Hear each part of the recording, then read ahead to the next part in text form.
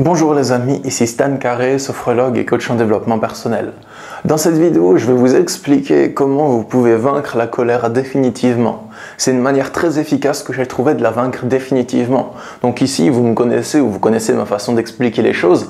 Je ne vais pas vous parler d'extérioriser votre colère en tapant dans un coussin ou en faisant une boule de papier, en imaginant que votre colère est dedans et en la jetant. Ça ne va pas fonctionner. Si vous êtes en colère profonde contre quelque chose, c'est pas parce que vous allez vous défouler un moment et cracher votre colère en faisant du sport que ça veut dire qu'elle va pas revenir après pour le même motif. Et ça, vous le savez au fond de vous. C'est pour ça que les méthodes qui vous expliquent comment gérer votre colère juste en évacuant les symptômes et les tensions liées à la colère, pour moi, c'est pas une bonne solution. Parce que si vous êtes en colère contre quelque chose, c'est probablement que vous avez créé cette colère en vous. Et que si vous vous retrouvez face à la même situation qui vous met en colère, il y a de grandes chances que vous recréez la même colère en vous. Vous pouvez vous débarrasser de toute la colère que vous avez, mais si vous la créez à chaque fois en vous pour la même situation, le but c'est de voir la situation de manière différente pour ne plus créer de colère en vous. J'ai longtemps essayé de vaincre ma colère de manière définitive en me justifiant face à ma colère. C'est-à-dire que lorsque j'étais en colère, j'essayais de justifier le motif pour lequel j'étais en colère. Par exemple, quelqu'un qui me fait du mal, qui parle de moi derrière mon dos, on va dire, et que je suis en colère contre ça, parce qu'il dit du mal de moi aux autres, et que c'est faux, que c'est pas juste, c'est pas cool du tout. Ben, ce que j'essayais de faire, je me disais, ouais mais le pauvre, c'est peut-être une personne qui a souffert durant son enfance, c'est peut-être une personne qui souffre beaucoup, et c'est pour ça qu'elle est méchante, parce qu'elle souffre, donc il faudrait plutôt que j'ai de l'empathie que de la colère, mais ça marchait pas. Peut-être que ça arrivait à apaiser un peu ma colère, mais elle était toujours là. C'était pas un remède définitif à la colère. J'ai aussi essayé simplement de ne pas agir avec la colère quand elle se présentait à moi. Donc c'était une sorte de méditation où à chaque fois que la colère était là, je me retenais de faire ce que j'avais le plus envie de faire. C'est-à-dire de crier sur l'autre, de remettre les pendules à l'heure, d'être peut-être mesquin avec lui, de lui parler de façon blessante. Et je me retenais de faire ça, et j'ai pensé que à force de me retenir, j'allais affamer la colère.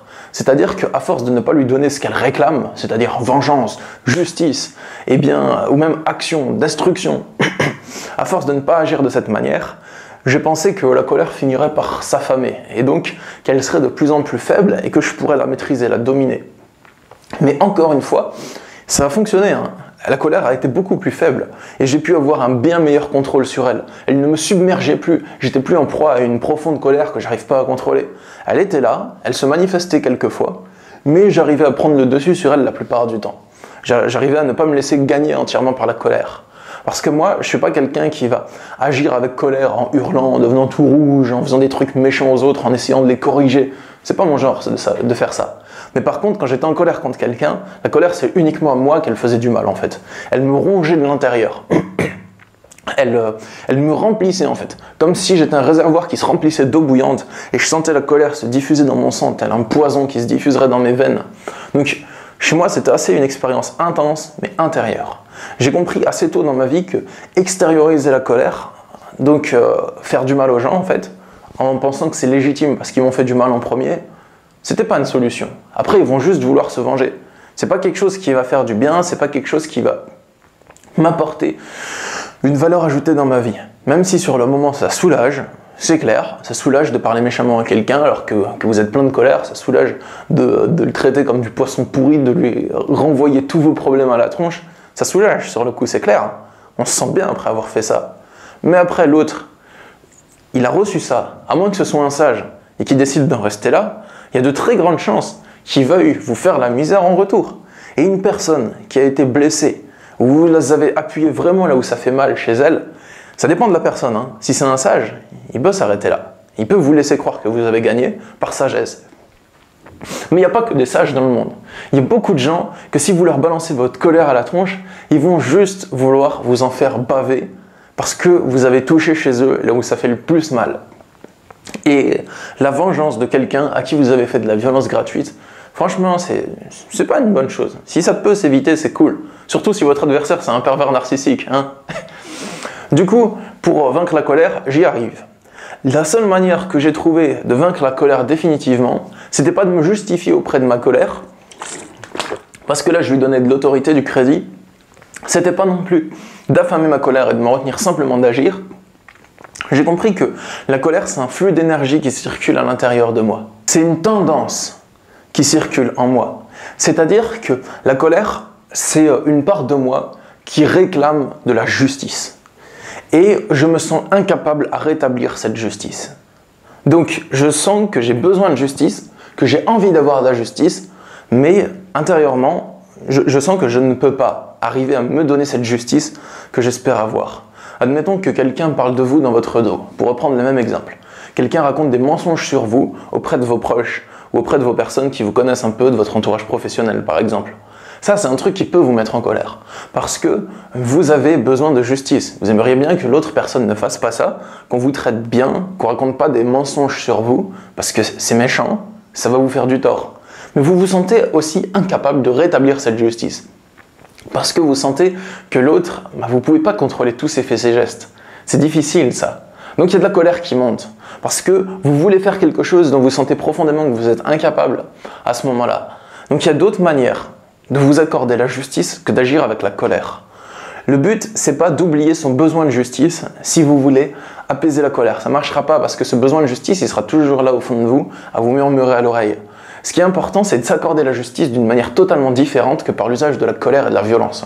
Si vous voyez qu'il y a un moyen différent de vous accorder la justice que de laisser la colère s'exprimer, la colère, elle peut s'évaporer au bout de quelques secondes. Moi, ce que je vous conseillerais, c'est donc de vous accorder la justice de manière différente. Lorsque vous vous retrouvez dans une situation injuste et que vous vous sentez impuissant à rétablir cette justice, vous pouvez essayer d'abord de changer les choses. Vous pouvez parler aux personnes qui sont injustes envers vous et leur demander d'arrêter, leur expliquer que c'est injuste, leur expliquer que ce qu'elles font, ça vous fait du mal, et leur demander gentiment, si c'est possible, qu'elles fonctionnent de manière différemment. Si ça ne marche pas de leur demander gentiment, vous pouvez leur demander gentiment une deuxième fois, une troisième fois. Si ça ne marche pas, vous pouvez leur demander après, en prenant une grosse voix. Et si ça ne marche toujours pas, c'est là qu'il faut passer au plan B. Essayez de changer de situation. En fait, j'ai aussi été confronté à ça récemment dans mon cadre de vie. Si quelqu'un fait quelque chose qui vous fait du mal et que vous n'êtes pas prêt à l'accepter, à accepter que les choses soient comme ça, canalisez toute votre énergie dans un changement de vie. Il faut changer les choses. Si les autres ne vous donnent pas la justice que vous attendez, donnez-vous cette justice vous-même. On va prendre un cas auquel j'ai été confronté assez récemment. C'est le cas des voisins bruyants. Juste au-dessus de chez moi, j'ai des voisins qui sont très bruyants. Ils font un boucan pas possible. Moi, je leur ai demandé gentiment s'ils peuvent arrêter de faire du bruit. Et ils me disent strictement non, on n'arrêtera pas, on n'en a pas envie. C'est injuste. Ils ont juste à faire un peu moins de bruit. Mais ils ne le veulent pas tout simplement parce qu'ils n'ont pas envie de se priver de leur petit confort de faire du bruit parce que ça dérange les voisins du dessous. Donc ils n'agissent pas avec empathie mais par égoïsme.